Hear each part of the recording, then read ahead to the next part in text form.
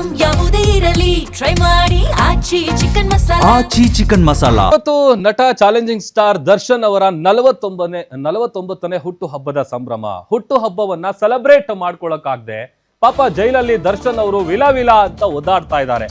ಇತ್ತ ನಿವಾಸದ ಬಳಿ ಡಿಬಾಸ್ ಅಭಿಮಾನಿಗಳು ಹುಚ್ಚಾಟ ಮೆರಿತಾ ಇದ್ದಾರೆ.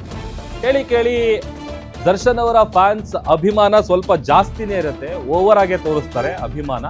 ಅದೇ ತರದ ಹುಚ್ಚಾಟ ಮೆರೆದಿದ್ದಾರೆ ಡಿಬಾಸ್ ಅಭಿಮಾನಿಗಳು.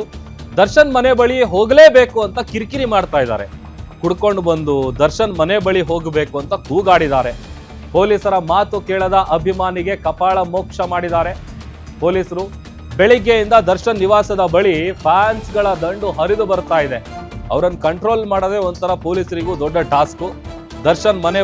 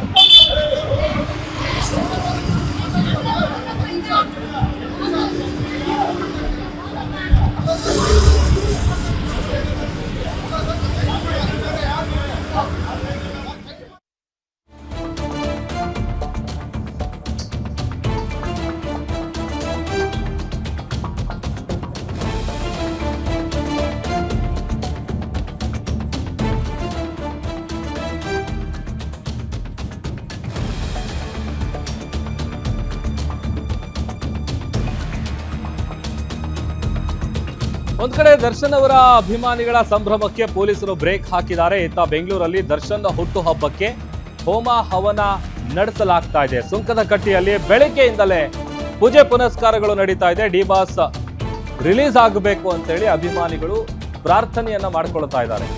ಮೃತ್ಯುಂಜಯ ಹೋಮ ಮಾಡಿಸಿದೆ ಡಿ ಬಳಗ. ಪ್ರತಿ ವರ್ಷ ದರ್ಶನ್ ಅವರು ಹೊರಗಡೆ ಇದ್ದಂತ ಸಂದರ್ಭದಲ್ಲಿ ತಮ್ಮ ಸೆಲೆಬ್ರಿಟೀಸ್ ಅಂತ ಏನು ಅಭಿಮಾನಿಗಳನ್ನು ಕರೀತಾರೆ, ಸೆಲೆಬ್ರಿಟೀಸ್ಗಳ ಜೊತೆಗೆ ಬಹಳ ಗ್ರ್ಯಾಂಡ್ ಆಗಿ ಬರ್ತ್ಡೇ ಸೆಲೆಬ್ರೇಟ್ ಮಾಡ್ಕೊಳ್ತಾ ಇದ್ರು. ಬಟ್ ಈ ವರ್ಷ ಅದಕ್ಕೆ ಅವಕಾಶ ಇಲ್ಲ. ಕಾರಣ ಅವರು ಪರಪ್ಪನ ಅಗ್ರಹಾರ ಜೈಲಲ್ಲಿದ್ದಾರೆ. ನೋಡ್ತಾ ಇದ್ದೀವಿ ಈ ದೃಶ್ಯದಲ್ಲಿ. ಡಿಬಾಸ್ ರಿಲೀಸ್ ಆಗಬೇಕು ಅಂತೇಳಿ ಅಭಿಮಾನಿಗಳು ವಿಶೇಷವಾದಂಥ ಪೂಜೆ ಪುನಸ್ಕಾರಗಳನ್ನು ನಡೆಸ್ತಾ ಇದ್ದಾರೆ. ಅವರ ಫೋಟೋ ಹಿಡ್ಕೊಂಡು ಮೃತ್ಯುಂಜಯ ಹೋಮವನ್ನ ಡಿ ಬಳಗ ಮಾಡಿಸಿದೆ.